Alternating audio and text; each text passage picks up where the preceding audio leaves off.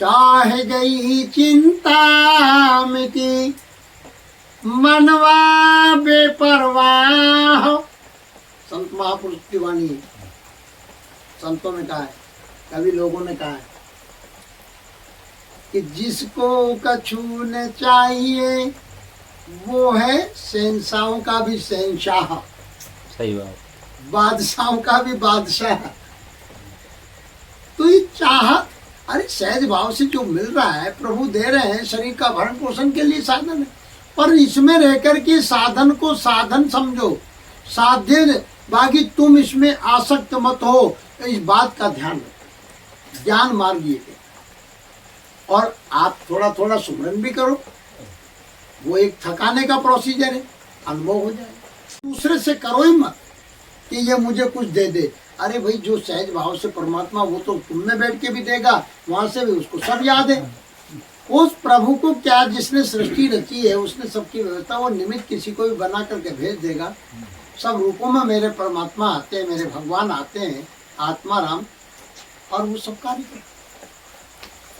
बाकी धैर्य की जरूरत, निष्ठा की जरूरत, आस्थावान बनने की जरूरत, धैर्यवान। हर परिस्थिति, ये परिस्थिति बाहर घट रही है, पर आपने भीतर घटाना, आपने मन में घटाना। मन में पकड़ हो गई, मैं तो करूँ, तुलना कर ली मन ने दूसरे से कि यार मेरे तो, इसके तो इतना धन है, इतना वो है, इतना गाड़ी घोड़ा है? और हमारे सदगुरुदेव भगवान कहते हैं, परमहंस कहते हैं और संत कहते हैं कि ये आप परमात्मा तो आपके साथ हैं, वो परम आनंद देना चाहता है, पर तुम भौतिक कामनाओं पर आपको ग्रस्त में रहकर के बहुत सावधान रहना पड़ेगा। ग्रस्त में रहने के लिए आपको यहाँ ले आए भगवान, ये विशेष कृपा है, ये परम पिता परमात्मा की विशेष कृपा है, जो आपको किसी सानिध्य मिल रहा है, किसी भगवत प्रेमी का, संतों का, और यहाँ रिलैक्स हो जाओ। यहाँ से पावर लेके जाओगे, पर वहाँ पावर लेने के बाद में वहाँ पर थोड़ा सा सावधान रहना। घर में वो तो कहेगी पत्नी तो जाते ही, वो उनका धर्म है, कर्तव्य है, पर आप उसको इतना गहराई से मत लेना। जो भी बोले, अगर तुमने उनको कैच कर लिया तो रात भर तुम्हारी नींद हराम हो जाएगी, क्योंकि पकड़ हो जाएगी, वो शब्द की तरंग वहां पहुंच जाएगी, तुम्हारे जम जाएगी। उन्होंने, वो तो वही माया और कुछ नहीं है, वही बात कहेगी, वही नस दबाएगी जिससे तुम नहीं चाहते। उनको पहले पता लग जाता है, और आप झगड़ जाओगे, या तो झगड़ा कर बैठोगे या फिर और दिमाग खराब करोगे, उनकी आवाज में चिल्ला चोट करोगे, क्या होगा? हमारे स्वामी जी कहते हैं गृहस्थी में थोड़ा सहनशील बनो और साधक। महाराज जनक भी तो गृहस्थ में थे और एक राजा थे भाई, उनको भी ज्ञान और वैराग्य की आवश्यकता पड़ी। उस पराकाष्ठा को छू दो। ऐसा नहीं कि मानो ये असंभव है, थोड़ा विचार करो, थोड़ा मनन करो और पूछो। और फिर पूछने की जरूरत नहीं, आपको पका पकाया मिल जाता है। आप तो स्वीकार करो इन शब्दों पे और विचार करो। कौन बद्ध और मुक्ति से भिन्न वे शुद्ध लिंग या जीव, और शुद्ध ऐश्वर्य क्या, तत्व ज्ञान मन शिव, यानी बंधन और मुक्ति। भिन्न शुद्ध आत्मा का लक्षण क्या है, शुद्ध ऐश्वर्य क्या है, उसका शुद्ध स्वरूप क्या है। तो भेद बता रहे हैं, कौन भेद है वेद में, कौन भेद है वेद में, मर्मी अर्थ प्रयोग, उत्तम घाटी वेद की, वदत सहज वर योग। सहज योग में, योग माने जुड़ जाओ। किससे जुड़ना है? सुरती को अंतर्मुखी अपने उस नाद में लगा दो, अनहद नाद की ध्वनि में। ठीक है? एक होता अनहत नाद, आपने झालर बजाई, डंका मारा, तब बजा, हत, हत माने पीटा, तब वो ध्वनि हुई। वो जब तक पीटते रहोगे जब तक आवाज नहीं। ये तो हुई कृत्रिम, और एक ऑलरेडी नाद आपके भीतर है, अनहद नाद। उसकी हद नहीं, आनंद हो जाएगा। सुरती वहां लगेगी तो मन भी शांत, बुद्धि भी शांत, और पावर आ जाएगा। धीरे धीरे विचार भी आने लगेंगे, ज्ञान के कोश भी खुलेंगे, और सोचने समझने की शक्ति भी बढ़ेगी। आगे देखो, ऋषियों का आध्यात्मिक संकेत है कि वे ऊंचे पर्वत पर चढ़ने का मार्ग, वेद में कौन भेद है, ये आर्च प्रयोग किया है। वेद में उत्तम घाटी बताइए, सहज सहज, आराम से बैठ जाओ, चुपचाप बैठे बैठे बात, कुछ कहना ना जपना, कुछ नहीं करना, बिल्कुल शांत होना, आनंद से। अगर शरीर मांग लेगा अपने आप लेटने की इच्छा हो रही, लेट जाए, शरीर मांग ले। और वहां भी आंख तो बंद रहती है साधक की, हो जाए तो कोई बात नहीं, बाकी श्वास का सुमरन करते करते आप सब क्लियर हो, सुमरन में आ जाए। यही सहज योग है। सहज विचार आया, थोड़ा बेचैन हो जाओगे आप अगर विचार को पकड़ लो, पर आप थोड़ा सावधानी से धैर्य रखना, वो विचार अपने आप खत्म हो जाएगा। अगर तुमने उस पर चिंतन कर लिया तो आप भयभीत भी हो जाओगे। वो डराता है, हवा आ गया, ऐसे जीव को भय पैदा करता है। वो कल्पना है, वो मस्तिष्क के विचार हैं, कैसा भी विचार आ सकता है, उल्टा सीधा जो है। पर आप होश में रहो। ज्ञान के मार्ग ये कहता है कि आप ये सोचो कि ये विचार दिखने लग जाए, तुम्हें अपने भीतर दिखने लग जाए कि ये आ रहा है। पहले पहले साधक इतना आसक्त रहता है कि उसको पता ही नहीं चलता कि मेरे भीतर मतलब क्या, जो तुरंत लड़ पड़ता है, बात झगड़ा हो जाता है। उसने कहा, उसने कहा, उसने कहा, उसने कहा। स्वप्न अवस्था यह है जिस काल में मन बाह्य इंद्रियों की क्रियाओं को छोड़कर कंठ, स्वप्न कंठ के जो स्थान है, हिता नामक नाड़ी में निवास करता है। मन बाह्य इंद्रियां तो बिल्कुल शिथिल रहती है, पर उस समय कंठ में स्थित होकर हिता नामक नाड़ी में जब वो निवास करता है, तब वो बाह्य प्रपंच जो जागृत में देखे हो या जो भी है, वो प्रतीति, वह बाह्य प्रपंच की प्रतीति नहीं होती। सुषुप्ति अवस्था वह है जब मन बाह्य कर्मों को छोड़कर आत्मा के साथ हृदय में स्थित हो जाता है। ये तीन अवस्था है, जागृत, स्वप्न और सुषुप्ति। जागृत में इंद्रियों द्वारा बाह्य जगत का व्यवहार होता है, ये जागृत अवस्था है। आत्मा के बिना तो हो ही नहीं सकता। आत्मा मन से, ये मन है ना, आत्मा से पावर लेता, और इंद्रियां द्वारा जो भी क्रिया हो रही है बाह्य जगत में, ये जो भी ज्ञान होता है या ज्ञान रखता है, ये जागृत अवस्था। और स्वप्न में जिस काल में मन जो है बाह्य इंद्रियों से तो कट ऑफ हो जाता है और कंठ में स्थित होकर के हिता नामक जो नाड़ी होती है उसमें निवास करता है, वो स्वप्न देखता है। तब मन ही देखता है, आत्मा के पावर से देखता है, मन के पास पावर नहीं। तब बाह्य प्रपंच की प्रतीति नहीं होती उसको। और सुषुप्ति अवस्था वो है जो गहरी निद्रा में मन बाह्य कर्मों को छोड़कर आत्मा के साथ हृदय में स्थित हो जाता है। ये हृदय में आ जाता है मन, यहाँ पर स्वप्न अवस्था। और जो इंद्रियों की जो ऊर्जा है, बाह्य नेत्र कान वगैरह जो है, तो ये जागृत में क्रियाकलाप हो, ये 3 अवस्था।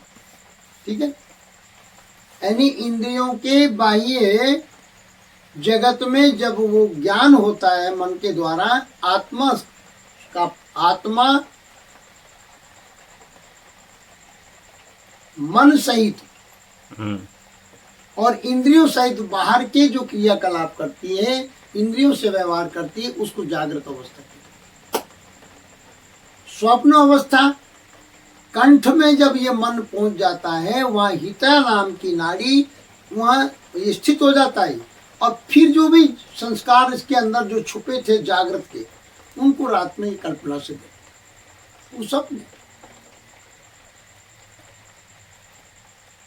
बाहर से तो प्रतीति छोड़ देता है, अब सुसुप्ति में गहरी नींद में चला जाता है, हृदय में आ जाता है और आत्मा का आलिंगन करता है।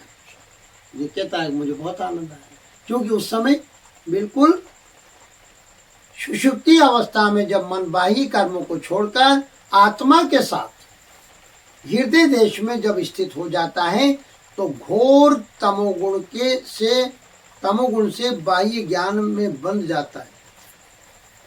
आत्मा सब कर्मों को बंद कर अपने प्रकृति के आधार पर स्थित रहती है। इसी की सुषुप्ति अवस्था कहते हैं। सुषुप्ति में बाह्य ज्ञान का नितांत अभाव हो जाता है, और आत्मा सभी प्रकृति कार्यों को छोड़कर शांत हो जाती। सुषुप्ति प्रकृति की अवस्था है, चेतन के आनंद की नहीं है। ये 3 अवस्था प्रकृति, जागृत, स्वप्न, सुषुप्ति। केवल प्राकृत कार्यों के बंद हो जाने से एवं मन इंद्रियों से संबंध न रखने के कारण आत्मा अपने में सुख का अनुभव करती है। आत्मा आनंद सुख, मन इंद्रियों से जब संबंध विच्छेद होता है, सभी शक्तियां आपके भीतर सोई हुई हैं और सोई रहती हैं, इसीलिए इनको सुषुप्त अवस्था कहते हैं। तुरिया भूमि कौन सी है? तुरिया कवन अतीत, केवल भूमि कवन है, हंस कवन जगजी। तुरिया अवस्था क्या है? वह अवस्था है जिस काल में आत्मा प्रकृति का संबंध छोड़ने लगती। समझो तुरिया आ गई, एक अलग ही नाम का उसको आनंद की खुमारी बनी, उसको फिर ये बंधन ढीले हो जाते प्रकृति अवस्थाओं, दोनों का संबंध जुटने लगता है। तुरियातीत अवस्था वह अवस्था है जिस काल में ब्रह्म का आनंद का यानी आनंद गुण जीव को प्राप्त होने लग जाता है, तुरिया। और इन दोनों का संबंध जुटने जब लगता है कि फिर केवल ये अवस्था है, ब्रह्म का आनंद गुण जीव को प्राप्त होने लगते हैं एवं दोनों का संबंध जुटने लगता है। केवल अवस्था शुद्ध आत्मा की सत्ता है, यहाँ हमारा लक्ष्य है। जागृत, स्वप्न, सुषुप्ति, परमहंस धारकुंडी सरकार भी कहते हैं, जागृत, स्वप्न, सुषुप्ति, तुरिया पद पहचान। हे हंस, तू तुरिया को भी पहचान, जागृत को भी पहचान, स्वप्न को भी जान और सुषुप्ति को भी जान। ये प्रकृति का। और भजन सुमरन ध्यान करते करते प्रकृति से परे होती है, पकड़ छूटती है। आगे कहते हैं केवल अवस्था शुद्ध है, बस वो हमारा स्वरूप स्थिर होता है, वही हमारा स्वरूप है। हाँ, केवल्य ही तो निस्वरूप हो, ही निस्वरूप प्रकृति। वो तो ऊर्जा तो प्रकृति आत्मा से ही आ रही थी आपकी, सारी बॉडी में ऊर्जा तो आपकी थी, केवल भ्रम टूटना है, जो प्रकृति के बंधन के टूटने हैं, जो भ्रम पड़ा हुआ, आसक्ति नहीं है, इनको समझ ले। वह आत्मा, वह भ्रम, ये बागी ना, वह भाव प्रकट होने लग जाता है कि ये भ्रम आत्मा के अपने स्वरूप में ही है, ये सारा भ्रम, और प्रकृति तथा उसके गुणों का संबंध भी नहीं है वहां पर। आत्मा हंस आत्मा का शुद्ध स्वरूप है, जिस काल में प्रकृति का चिंतन नितांत, जिस काल में प्रकृति का नितांत अभाव जब रहता है, उस समय आप बिल्कुल निमग्न रहते भी नहीं, अनुभव कर लो। और जैसी भी थोड़ी सी प्रकृति की पकड़ आन दो और सुनती वहां जाने दीजिए, जहां जो तुम्हारे इर्द गिर्द घट रहा है, बस बेचैन हो जाओ, पकड़ हो जाएगी। आत्मा बाह्य आधार पर स्थित हो और चेतन परमानंद का अव्याहृत मति से उपभोग करती, चेतन करता। आत्मा बाह्य आधार पर स्थित होगी और परमानंद का अव्याहृत मति से, मति यानी विचार, उपभोग करती है। इसी को जीवन मुक्ति में विज्ञान या आप्त अवस्था कहते हैं। आगे कहते हैं, हंस का व्यापार कौन है? हंस अवस्था में आत्मा स्वच्छंद गति से परम आनंद का उपभोग करती है। हंस बनने के बाद हंस व्रती है, स्वभाव है, चित्त की व्रती है। अब आपके अंदर कोई भ्रम नहीं रहा, आपकी धुलाई होगी। क्यों अपने इतना उठा पटा कर रहे हैं? आनंद में, अपने आप में आनंद। जड़ संबंध न होने के कारण अपने चेतन से निज परम आनंद को प्राप्त कर वो कृत्य कृत्य हो जाता है और फिर गुरु कृपा, परमात्मा भगवान सतगुरुदेव को सराहना करता रहता है, वर्णन करता है। धन्य, कल्पना भी नहीं कर सकता उस आनंद।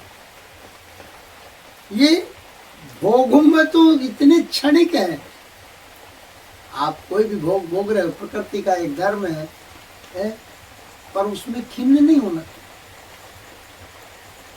जब उसमें कामनाओं में आसक्ति जब बढ़ जाती है, जीव फिर व्याकुल हो जाता है पाने के लिए, ललायत, और नहीं होता तो क्रोध, अभाव होता है तो दुख, फीलिंग।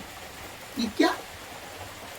ये बिना सत्संग, बिना महापुरुषों की कृपा, बिना विचार, हाल तो में विचार ही नहीं आ रहा,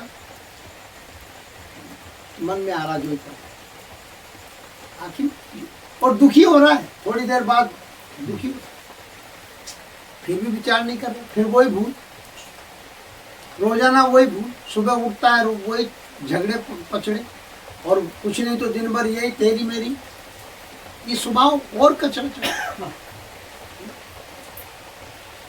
तो कम से कम शब्द हैं उस अवस्था में आत्मा 16 सूर्य का प्रकाश, कितना? 16 सूर्य। हाँ, आत्मा में, हाँ, इतना प्रकाश अनुभव करती है। शब्द प्रकाश शांतिमय, शीतल और शांत, जिसके प्राप्त होने से जीवन मधुमान तृप्त हो जाता है। इसके पहले क्या क्या नहीं, काया कलमश कसाय और खुद की पकड़, खुद की पकड़, और संत कहते हैं मेरे जैसा होए रे सब सुख तेरे पास। पकड़, लोक मर्यादा, फलाना ढिमका, ये तो स्वयं को तो विचार करो रे भाई, हम क्यों आनंद में नहीं रहे, क्यों उठा पटक में लग जाए। आगे देखिए, हाँ तुम्हें उकसाने वाले रिमोट कंट्रोल तो बहुत आएंगे दिन भर में। वो तो कहेंगे अरे इसने कुछ नहीं करा, वो क्या जाने, वो समझ रहा है कि ये धन भौतिक वस्तु में बटोर लूं। इनको हमको भी बहुत बुरी लगी पहले, पर समझ में अब आई। गुरुदेव कहते थे और वेद से ही तृप्त रहे कि एक स्टेज आएगी बेटा जिस दिन तू तृप्त हो जाए।